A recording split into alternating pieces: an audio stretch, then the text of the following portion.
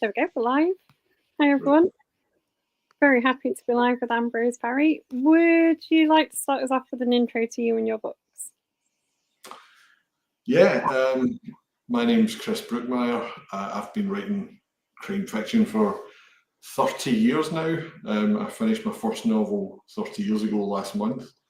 But Marissa and I only started writing together about 8 years ago. Do you want to say a wee bit about you? Oh yeah, I'm really a doctor and anaesthetist by trade, but I took a year out to do a 1-year master's in the history of medicine.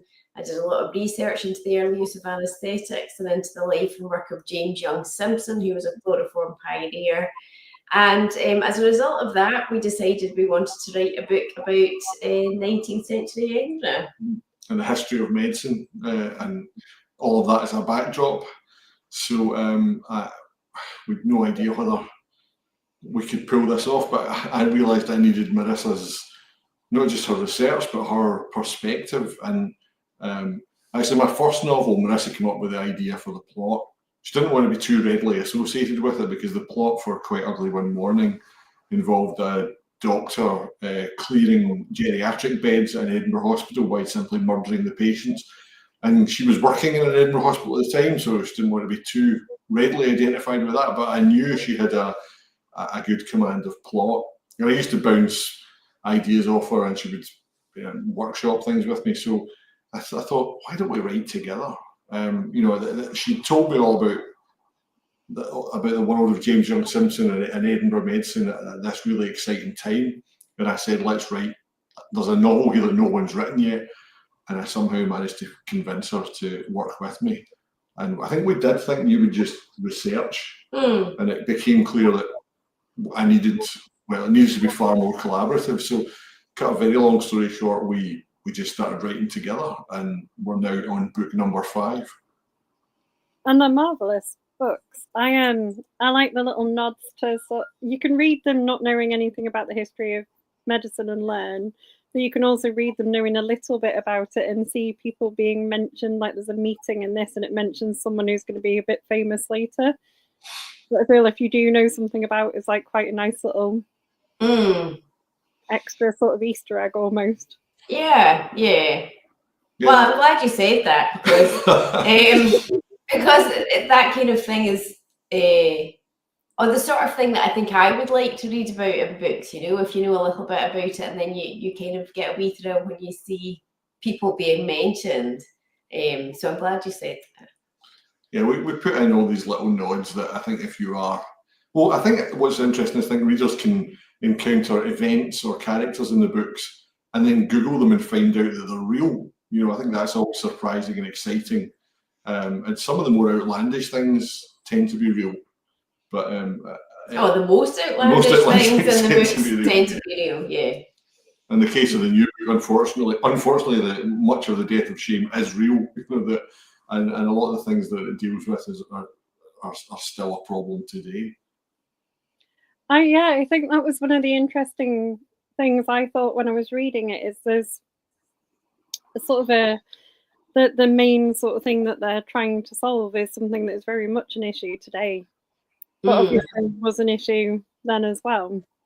Yeah, absolutely. I think one of the things that we've found is as we have been writing these books, the interesting thing about looking at the historical detail is the things that have changed a lot since the mid-19th century and the things that haven't changed that much.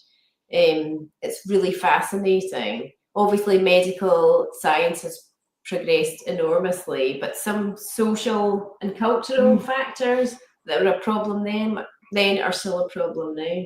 Yeah, in the case of the death of shame, we drew quite heavily on something called the Maiden Tribute of Modern Babylon, which is a series of newspaper articles from the 19th century in the Pall Mall Gazette. And it was this very quite notorious journalist, a bit of a pioneering journalist, W.T. Stead, who did a really in-depth report onto prostitution, and not just prostitution, but specifically the sort of trafficking, the procurement of young girls, the trafficking of young girls, and the commodification of virginity. And we were quite, I mean, for something published in the late 19th century, the level of detail was quite shocking. You know, this is salacious detail, but I suppose that's why these articles were so popular and so had such an impact at the time. But so much of it's the same. You see the things that you read today about sexual trafficking, people trafficking, but also I think more importantly, the issues of sexual hypocrisy haven't really gone away. You know, it's that women are shamed for sexual behaviour in a way that men are not. There's so many comments coming in that we'll ask you in a minute. But the other thing that I thought quite interesting in this is there's a female doctor in it who is probably not very helpful to her fellows as well. So you'd like to think that these pioneering people would help each other, but she was very much not on the side of her sex. I think that was it. Well, it was hugely disappointing because I kind of assumed that the first doctors or the first women who became doctors would be encouraging their fellow women to kind of rise up and follow. But Elizabeth and Emily Blackwell, who got their degrees in America and then came over to the UK, I think they considered themselves to be quite superior members of their own kind of gender, and it wasn't until I read a great book called The Doctors Blackwell, a kind of fairly recent biography published, and there was a lot of comment about the letters that they shared between the two of them, and they're really quite telling. There was one comment, Elizabeth Blackwell said that she was very much against women getting the vote because there was no point women having the vote when they were incapable of independent thought. And you're just like, wow, that's that's really harsh and surprising and disappointing. And I think that it's sometimes these things that you're not expecting to find that are so interesting. Yeah. You know, you surprise yourself sometimes when you find this stuff. And the surprising things definitely have to go into the books, I think. And so it seems kind of harsh, and you sometimes you don't really want to maybe telegraph the fact that these women were not particularly helpful to their fellow women, but it's the kind of historical truth. And it's really interesting. What's really interesting to me is the kind of nascent feminism of the mid to late 19th century. There was always counter movements. You know, you would have thought that all women would want more freedom and more education, but that wasn't true. There were actually societies and movements to counter the feminist movement because so many women felt that their God-given role was to be wife and mother, and there was no higher calling than that. And they didn't like people questioning that, which again is really interesting. And it's another thing that's still there today with like the trad wives movement in the US. Yeah, I was just going to say that. It's interesting that it's still there today. We've got some hellos from Patricia, Steve, and Donna and Sarah. I'm just going to read you some of the comments as well because they've all got questions. Sarah wants to know if you write in separate parts of your home or you write side by side. Oh, that's a good question. We're currently sitting in Chris's office, and I have a room upstairs where I write. So we kind of plan the books together. We used to talk about having meetings in the kitchen, which we still do. We sit in the kitchen and have meetings where we kind of work out plot and structure and so on. But when we actually write, we write in separate rooms. It's the only way to not end up killing each other. I think I think it's quite distracting if you've got someone even in the room when you're trying to work, I find. And so I tend to work by going for big long walks and dictating to myself. And also I think we tend to be most productive at different times of day. But we're good at bouncing stuff back and forth, but you absolutely have to just be inside your own head with peace and quiet to get writing done. And then we write separately and then we swap over and go over each other's work and correct each other's work. Change things, change them back. Yeah. Donna's following on from that. She said, is it difficult? I think this is directed at you, Chris. Is it difficult to switch between your own writing and writing as a duo? No, I think that there's pros and cons in both. I think obviously there's different pressures in both. You know, it helps if you get somebody else to write half of it, obviously, and someone to bounce ideas back and forth. And yet, when you only have to please yourself, that can sometimes feel easier. You know, sometimes if I'm writing on my own, I know I don't need to consult Marissa on something that I know she would object to. And whereas with Ambrose Parry, sometimes I have an idea and I think, well, Marissa won't like that, but I might have to argue the case for it, but I don't have to argue with myself if I'm writing on my own. But the great thing for me is that alternating between the two, I only have to come up with a new story every 2 books, because Marissa comes up with the stories and the plots for the Ambrose Parry books while I'm working on something else. But also when I'm writing on my own now, when I say on my own, I tend to workshop the ideas with Marissa for my solo books anyway. I don't think I could have written something like The Cracked Mirror if I hadn't had the years of writing Ambrose Parry. The years of training. Yeah, being trained to plan explicitly.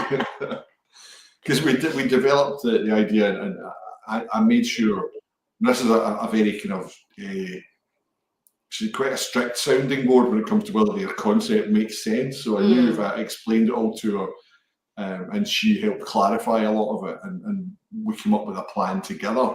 But you were quite grateful not to be involved in the actual writing of The Cracked Mirror, I think. Yeah, and also I get the impression that when we finished an Ambrose Parry book, you quite look forward to kind of going off on your own and doing everything by yourself. Yeah, that's true. But at the same time, by the end of one of my own books, I'm quite looking forward to having someone else to help me.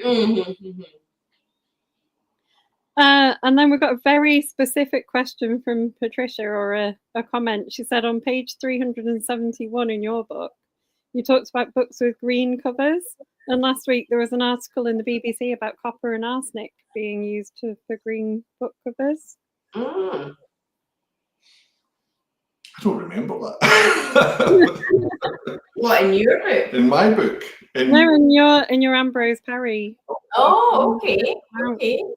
I think it's in Will's study. They're in Will's study and they're looking at a green book covers. Oh, yeah. Right, okay. I don't think we were implying that there was something toxic in the book. But I did see the article about the arsenic and green colouring in book covers in libraries now. They have to be very careful. I remember reading that green coloured wallpaper had arsenic in it. But I don't imagine anyone was licking the wallpaper. So I'm not sure how toxic it was. I do remember in The Cracked Mirror, there is a moment where Penny Croyne, who's a librarian, and it's all donations because it's kind of voluntary library, and she picks up a really old battered paperback or copy of The Name of the Rose, and she does muse on the fact of wondering how many people lick their fingers to turn the pages to read that particular book, and that's a little nod. But I could explain what it means, but it's a massive spoiler for what's actually happening in The Name of the Rose. Maybe after like 40 odd years, it's all right to mention that, but I don't know. It's a great book, so I don't want to spoil it for anybody. But that's to do with poison as well. All right, okay. I haven't read The Name of the Rose, so maybe I need to go back and find it. Actually, even the movie's worth checking out. Sean Connery and Christian Slater. Patsy's also saying her great grandfather was an MD and lived in Leopold Place, Edinburgh.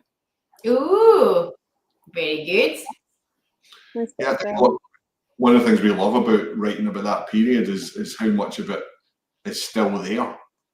You know, a lot of the time you read historical fiction about a city and you think, oh God, that place must be wonderful to visit, must go there.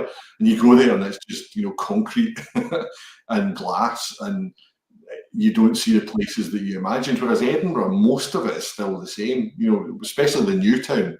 The new town hasn't really changed since it was built. The old town has changed in a lot of ways, but still a lot of it is still the same. So you can go to addresses, and actually we always have these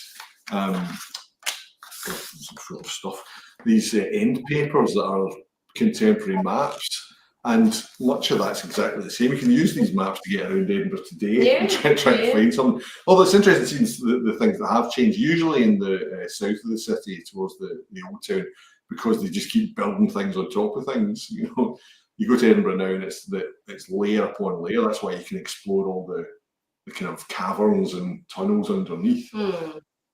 And also interesting about people's relatives and being part of the Edinburgh medical fraternity. We did an event in St Andrews the other night, and there was a lady came along and she had her great-great-grandmother, I think she said. It was her midwifery certificate from Edinburgh, and she had a letter signed by several doctors from the maternity hospital in 1850, including James Young Simpson. And we got so excited when we saw his signature. Well, you were the one.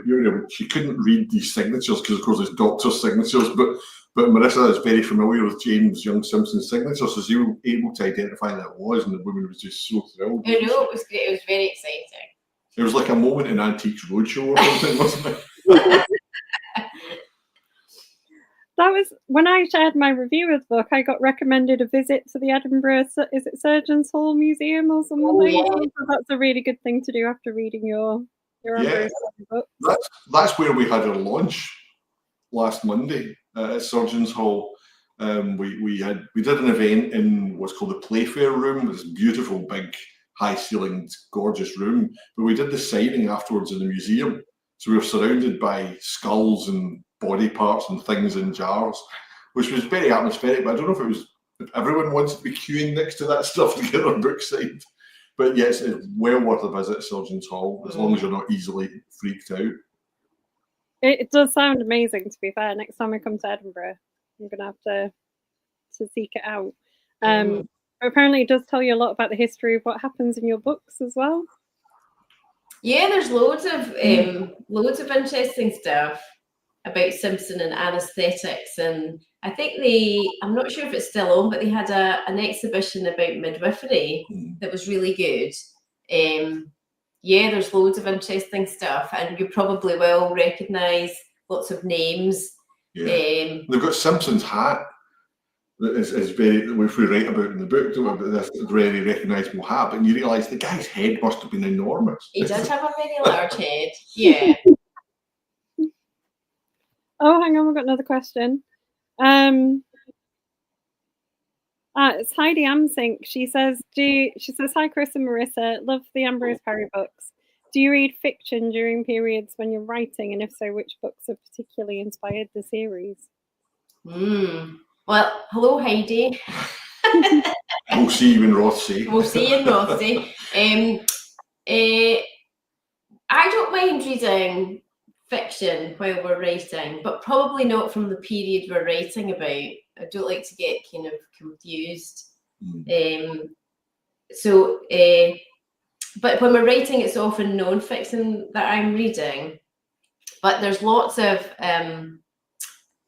historical. I'm a big fan of historical fiction anyway, and there are several books that I found hugely inspiring. That I thought were so impressive that I wanted to try and replicate some of that. The first one is The Alienist by Caleb Carr, which is a very dark book, but it's about a psychiatrist, and it's about psychological profiling and fingerprinting and all that in the late 19th century in New York. It's an amazing book. And also the other book that I love is called This Thing of Darkness by Harry Thompson, which is about Robert Fitzroy and the voyage of the Beagle around the coast of South America with Charles Darwin on board. Oh, it's an absolutely brilliant historical novel. Really highly recommend it. I'm getting better at reading fiction, and while I'm writing now, I think I'm better at compartmentalising. But weirdly, when it comes to historical fiction, there's a kind of sense of relief, or it's easier to read something that's not the period you're writing about. Isn't it? It's like you don't feel a sense of competition. You don't feel that fear of, oh, have I got that wrong, or should I try and mention that? So I'm sort of drawn to something that's going to be an escape from what I'm doing by day. But in terms of truly inspirational historical fiction, I mean, I would obviously echo the examples Marissa gave, but also I always love to point people in the direction of the Baroque cycle by Neil Stevenson, which starts with a book called Quicksilver, then the second book's called The Confusion, and the third book's called The System of the World. And these to me are just an astonishing achievement that are about the early days of the birth of the Royal Society, but also about the birth of, I guess, modern thought, modern commerce, modern philosophy, and ultimately the things that will lead to computers being invented centuries later. But it sounds like that's all very dry, but there are these amazing swashbuckling adventures, they're also about 1,000 pages each. I mean, they're a hell of a read. But by the time I got to the end of them, I kept thinking, I wish Neil Stevenson would just keep writing the rest of history.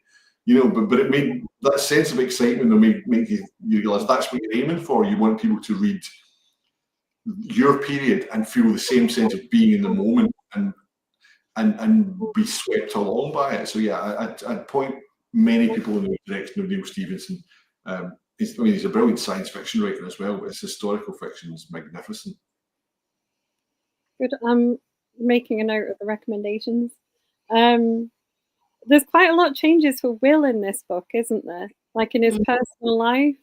How do you think that's going to affect him going forward into book 6? And we don't know if you're already planning it. But...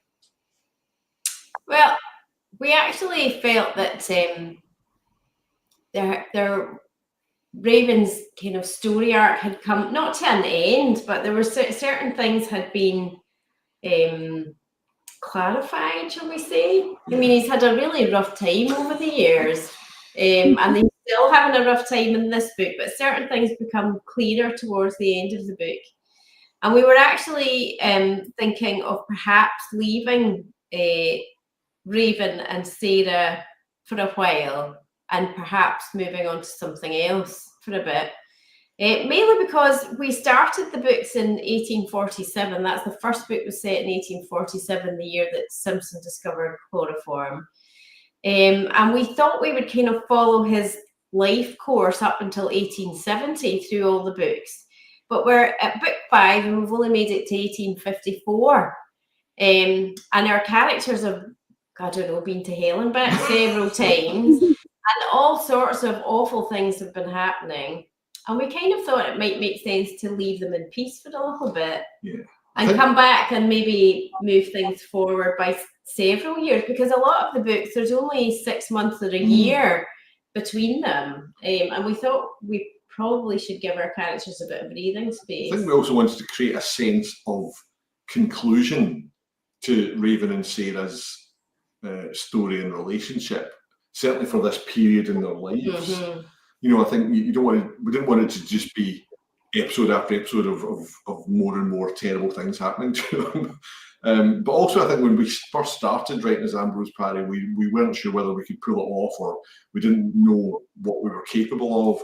And now I think the fifth book's the most accomplished. I think we were very comfortable with it, and we're really proud of it. But I think we felt also we'd like to see where else we can take this, what else we can do as Ambrose Parry. So we're looking to write about a different time and a different city. But we will, I'm sure, come back to Edinburgh. So. Oh, and this absolutely. Because world. Whenever we're writing these books, I always have loads of notebooks full of different bits of information. And by the time we end a book, there's always leftover stuff that didn't make it in. So I've got piles and piles of the leftovers that still need to be used. So I'm convinced we'll come back and write some more. Plus, there's so much more to do with Simpson, and there's more interesting stuff to be written about, definitely. So what other cities are you tempted to go to and write as Ambrose Parry? We can't really answer that just now. We're because we are planning something, and we're keeping it under our hat for the moment. Yeah, because it's the early stages, really. Yeah. We don't want to promise something we can't deliver. No. I know. I'm just trying to think of where's medically interesting that could be used. Yeah, well, it might not necessarily be quite as medically driven as well, but because we're interested in a lot of aspects of the history of various periods. But yeah, Marissa has been. I've been writing my own novel over the last six or 7 months, so she's been busy laying the groundwork, and I'm quite looking forward to writing Ambrose Parry that isn't Raven and Sarah, just because it'll be a whole other world to create. And I've finished a new Jack Parlebane book for next summer. And that's going to be called Quite Ugly One Evening, because it's going to come out 30 years after Quite Ugly One Morning. Wow. Would you keep your Ambrose Parry books being historical? And Yeah. Would you keep a science flavour to them even if they weren't medical? Yeah. And Chris is saying there might not be medicine in it. There will be medicine in it. Undoubtedly. That's my kind of area of fascination. So there will be. I think we have ideas, and there's ideas that I have that I think that'll work for me, and Marissa's got a couple of ideas for something she might write on her own. But I think when it's Ambrose Parry, that brings a certain expectation, or what we understand that to be is it has to be historical, it has to be crime fiction, it has to be some science and feminism, and it will be usually based on real historical crimes as well. Yeah, I think that's the brand, really. That's the kind of combination that we use. We're just going to kind of place it somewhere different. Well, as a fan, this makes me happy that it's going to carry on with that, because I think that's what I like about them, like the sort of bits of science and the real to show that Ambrose Parry isn't just Raven and Fisher. That there's a lot more we can do. Well, you have a lot of interesting characters that are kind of the side characters in this as well, don't you? So there are a lot.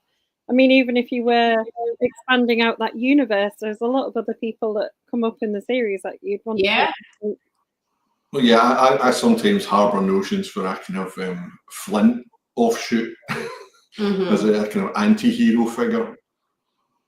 I don't know if you're quite the same enthusiasm for Flint. No, for that, no. What was it like, sort of reaching, because the Ambrose Parry books are very popular? What was it like, sort of reaching that sort of success and the prize nominations and stuff, sort of again for you, Chris, and for you?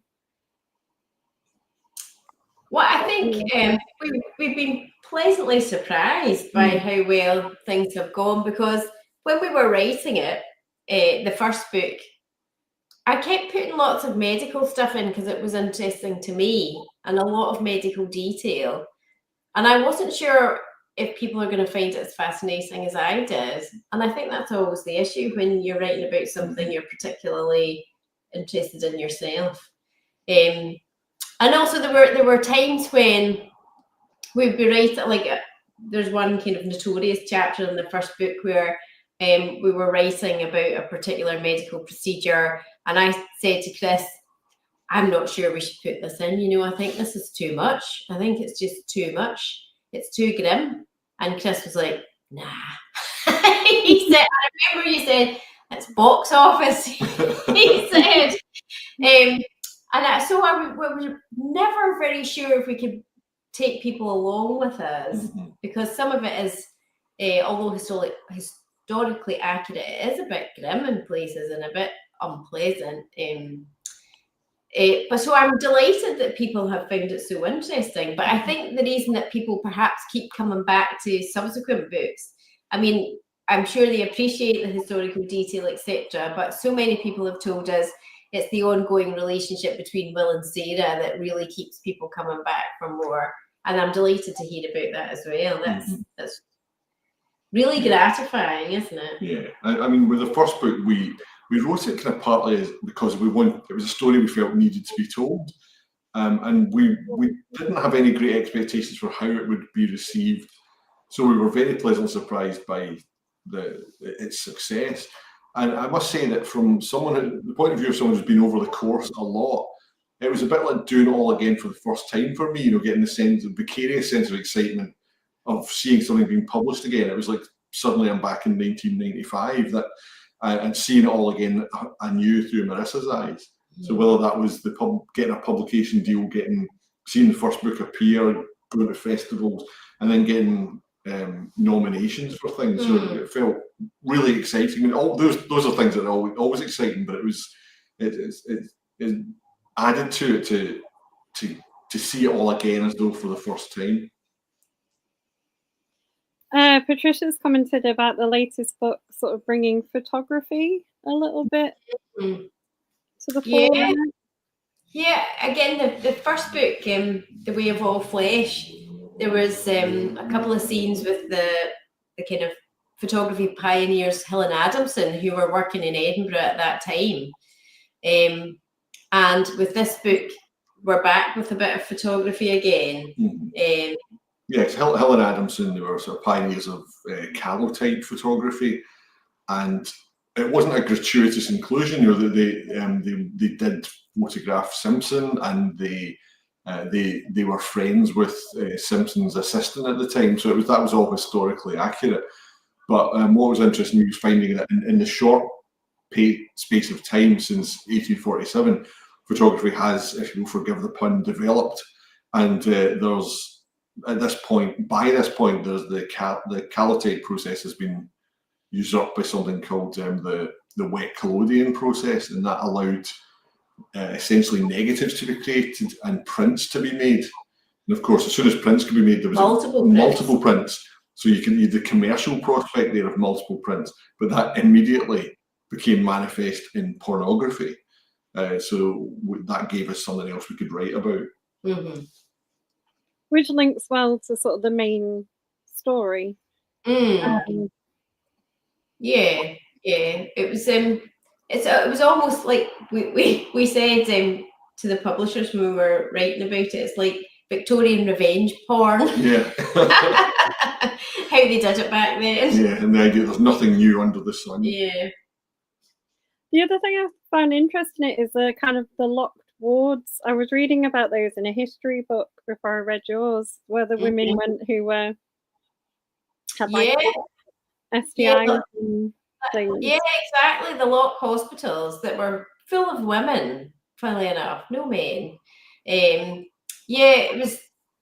These were places where women with venereal disease were sent to be cured, but not just to be cured, but to be cured of their moral diseases, so they were to be rehabilitated as well as treated medically. And the Lock Hospital in Edinburgh, Simpson was on the board of the Lock Hospital in Edinburgh, but had a falling out with the other board members because he said that there was too much focus on religious education and not enough on medical treatment. And so that's really fascinating. And also at this time, around about this time, there's lots of discussion about how to stop the spread of venereal disease, but it's all about controlling the women. There's nothing about what happens to the men, and the kind of sexual hypocrisy of that is one of the things that the book deals with. That it's always, and also the thing that I read somewhere that men using prostitutes were seen as indulging a natural impulse. The women providing the service were morally evil. And it's like, well, how do you square that circle? So it's the kind of moral attitudes are really interesting. And what's really interesting, I was looking into some of the archives about the Lock hospitals, and the treatment people had. The treatment was dreadful. It was all mercury based, and it made people horribly unwell. And I think maybe they just got better on their own. I don't think mercury actually did anything apart from make you feel terrible. And all the interesting things about mercury treatment, they thought that it caused salivation. So you drilled a lot, and they thought that was you getting rid of the kind of nasties that caused your venereal disease. It was horrible, nasty stuff. But that was a treatment. I personally think that taking these poor women off the streets and giving them a clean bed and 3 meals a day probably did a lot more for them than the mercury treatment.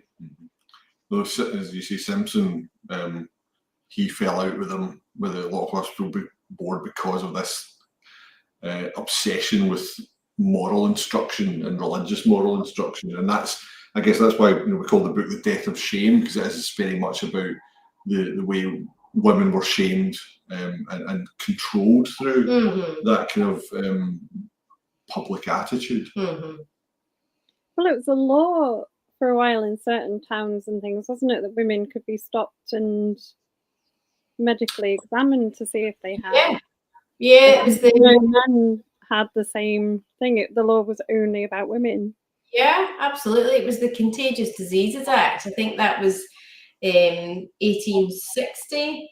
And it meant that women who were suspected to be prostitutes were allowed to be basically arrested and forcibly examined and forcibly treated and put in local hospitals. But it was the police who decided who was a potential prostitute. So women were at risk of being apprehended and forcibly examined and locked up as a result of this act, again, which was like so unfair. And of course, nothing happened to the men. Even in towns because it was in military towns and things, wasn't it, where they could examine the men probably fairly easily. Yeah, absolutely. Yeah. Patsy's again saying it was either yourselves or a lecturer at Surgeons Hall that said if your husband gave you chocolates, they probably had mercury in them. Oh, okay. To help with syphilis, maybe. Okay, if your husband gave you chocolates, they probably had mercury in them. That must have been Surgeons Hall. Yeah. That's me one of us. Yeah, God. That's probably a diseased husband who was, trying to treat his wife on the surreptitiously. Wow. Okay. Maybe be suspicious of any chocolates. Yeah. Because mercury has no effect on syphilis, does it? Like it'll just.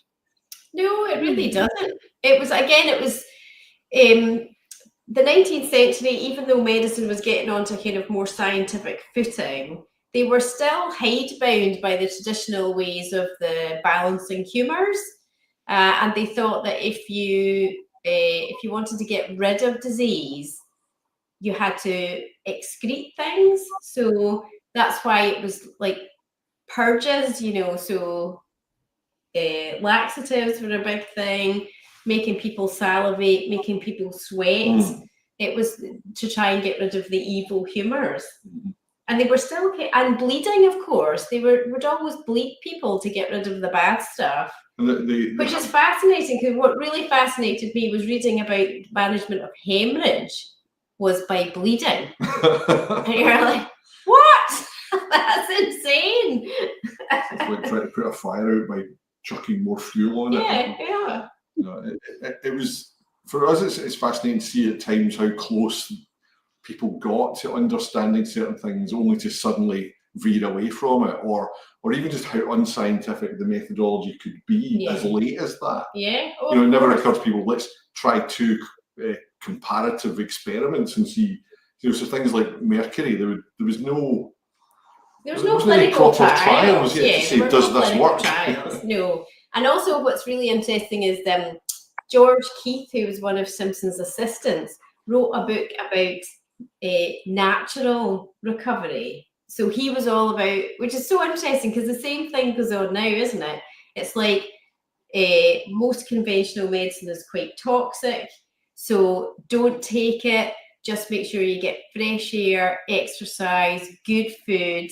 That was his kind of mantra, which I thought was really remarkable, because again, that reflects what you sometimes read about today. I mean today conventional medicine is far more evidence-based, obviously far more effective, but there's still people who are promoting don't take any drugs and just eat well. Also there's still so much to be said for Thomas Keith's George Keith's philosophy of just eat well, get lots of exercise, because this is about things that will keep you generally healthy. No, of course, but it's just fascinating that was his philosophy at the time. Yeah. It's there was of poly pills, remember? There was like people always hawking a pill claiming it would be a cure-all as well. Oh yeah.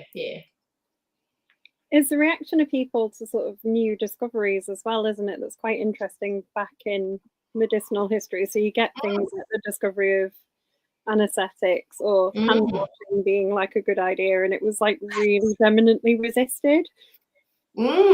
Absolutely. Again, that was one of the things that I found really surprising when I was researching the early use of chloroform and ether, was the pushback against it. And there was lots of reasons for that. There was a lot of antagonism towards the use of chloroform in London. All the fashionable obstetricians in London refused to use it. And some people have suggested that that's because it was a Scottish invention and they were all very wary of things from north of the border. But also there was this huge concern about women having pain relief in labour. It was outrageous, some of the things that were being said. But there was concern that, they thought it was anti-scriptural to take away the pain of labour, because it was in Genesis that suggested that women should suffer during childbirth and doctors shouldn't be interfering with that. And also there was mad things like some women got a bit disinhibited when they were inhaling chloroform, so would use foul language and sometimes try and kiss their assistant, their attendants. And these were objections to using chloroform. And there was one obstetrician who said that he thought the gentlewomen of England would rather suffer any amount of pain and perhaps even death itself than be embarrassed in that way. Interestingly, they were using ether and chloroform for dentistry, tooth extractions and the like, and weirdly they weren't able to find anything in the Bible that said you couldn't have it for that, something that men were going to require anaesthetics for. Moving away from medicine, we've already had some book recommendations from you, but what you've both read recently and really enjoyed. Do you need a moment? No, I was just going to say the book that I've enjoyed most in recent times was All the Colours of the Dark by Chris Whitaker. I just loved it. It was so kind of epic in scope. It's a story that takes place over several decades. It's really emotionally involving. I thought I just loved it.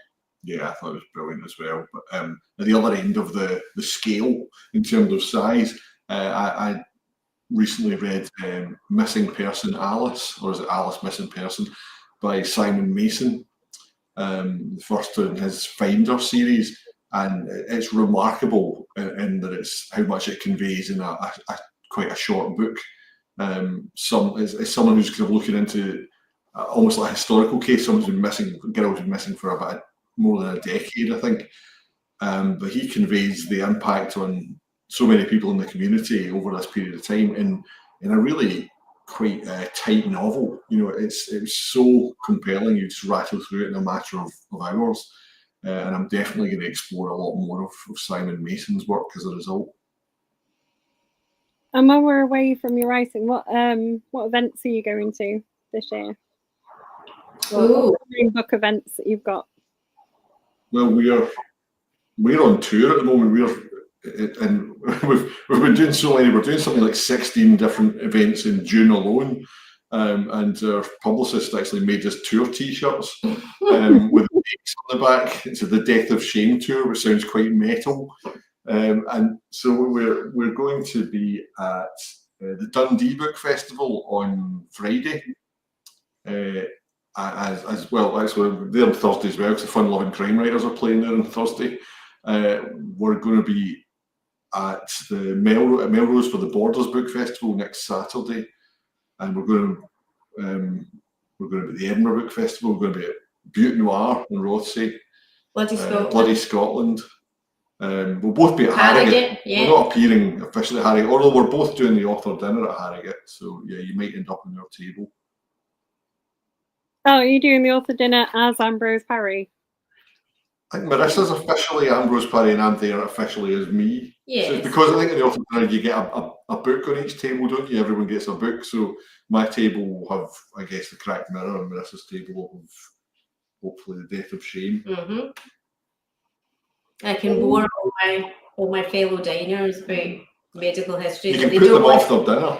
Put them off their dinner. That's right.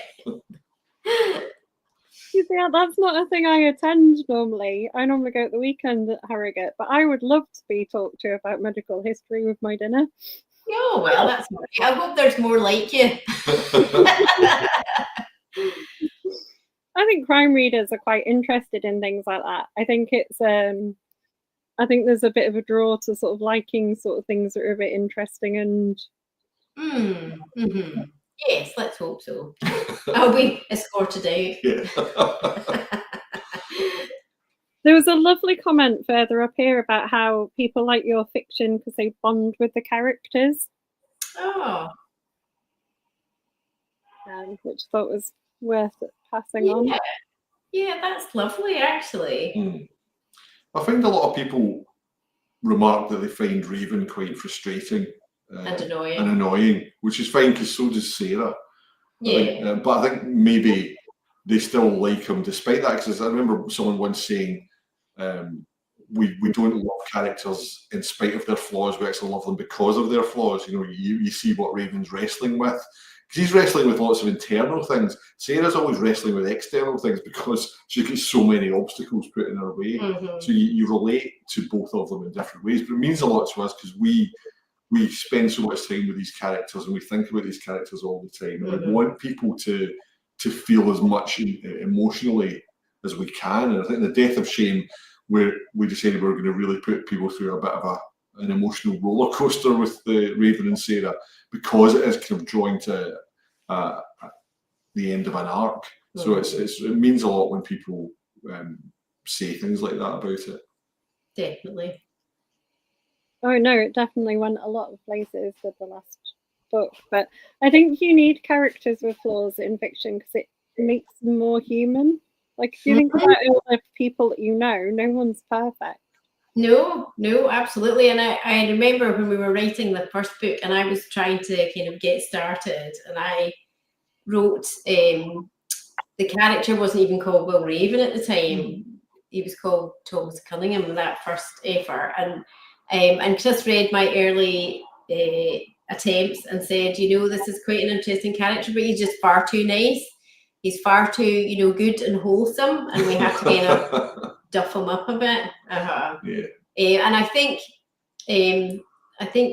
Raven is quite infuriating, especially in the early books. But I think what is nice through the course of the books is that he's matured and he's kind of grappling with his darker aspects of his character, and I think coming out on top, definitely, or improving certainly. Yeah, it's like a big moment in The Death of Shame is when he's put in a circumstance where he would normally react with violence, and he ends up realizing that part of himself is gone, and it's a good thing.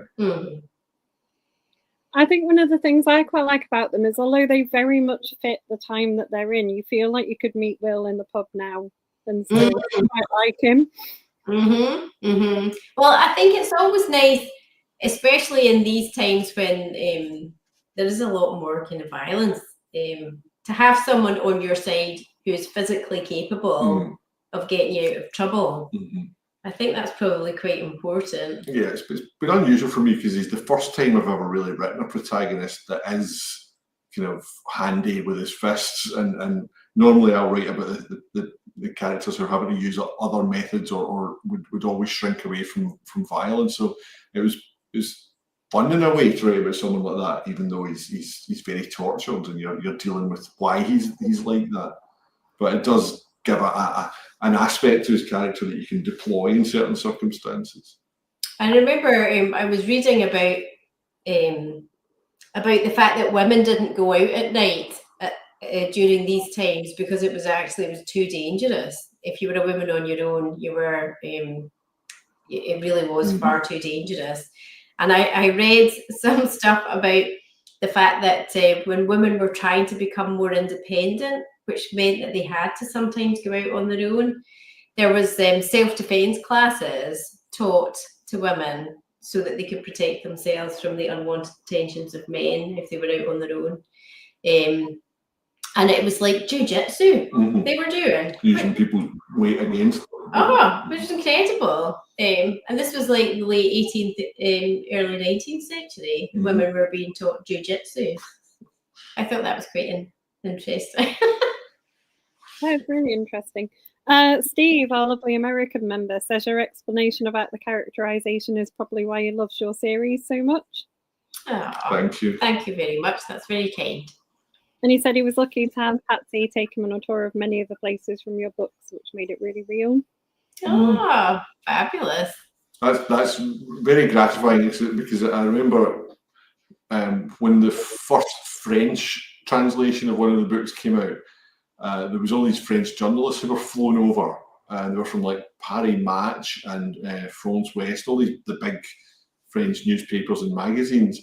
And we had to take them on a tour of all those places. We had to sort of take them to Surgeons Hall and Simpson's Home. And there's a fabulous place called the Georgian House on Charlotte Square in Edinburgh, where you could see what life was like in one of those townhouses.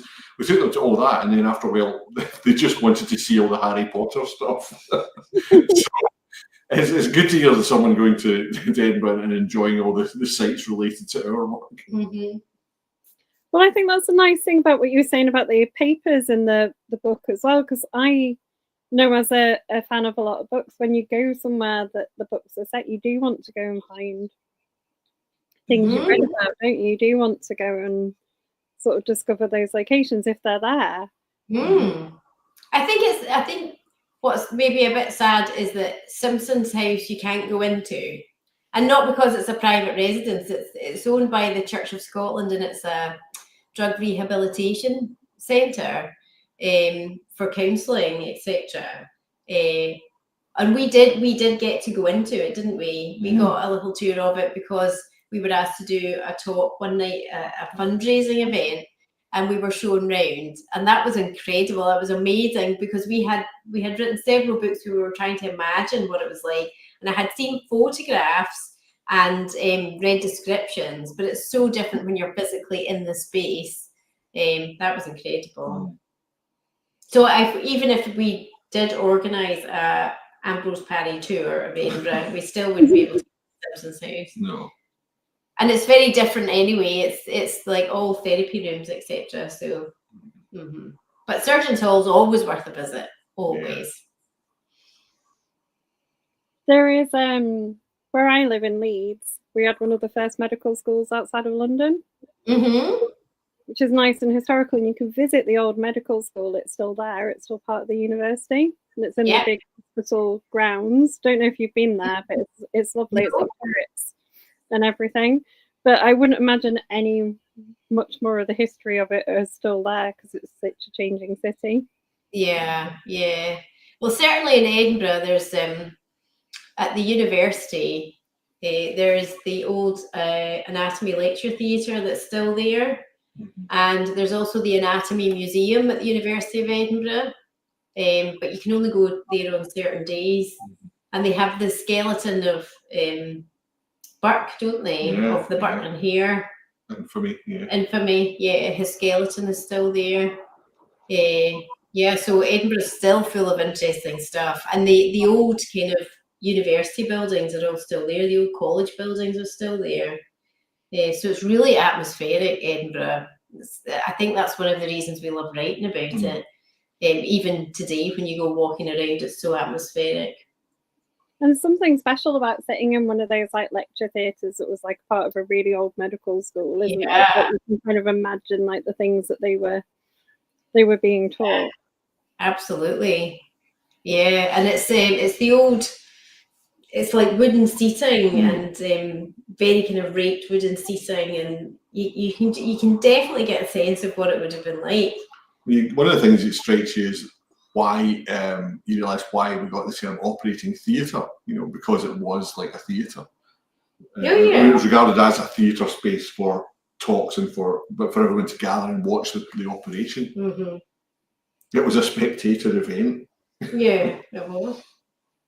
It was one of the ways to learn, wasn't it? At certain points, it was harder to get sort of things for anatomy, so seeing surgery happen.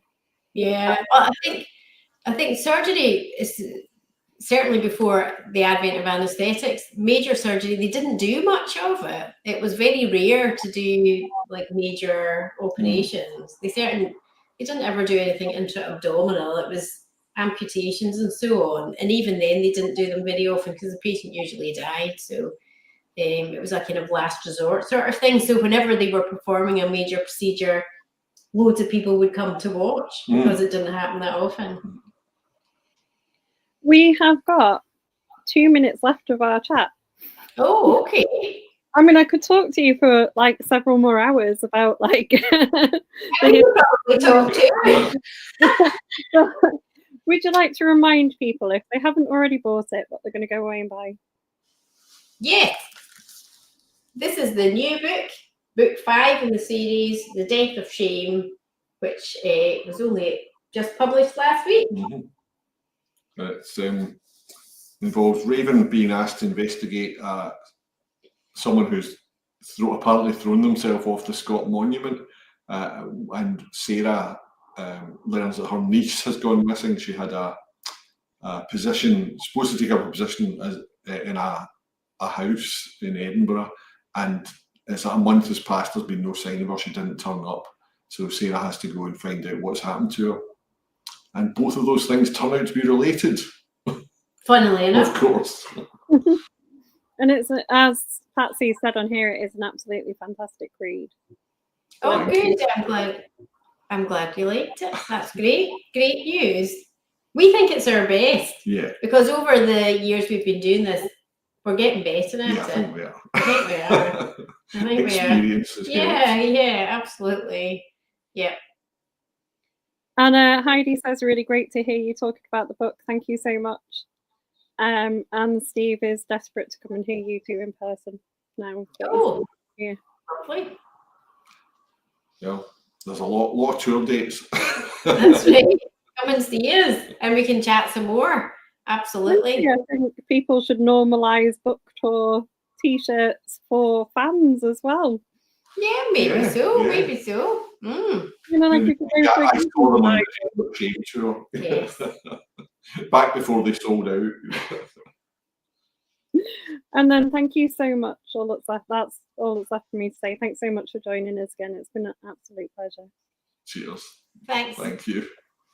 Cheerio, everybody.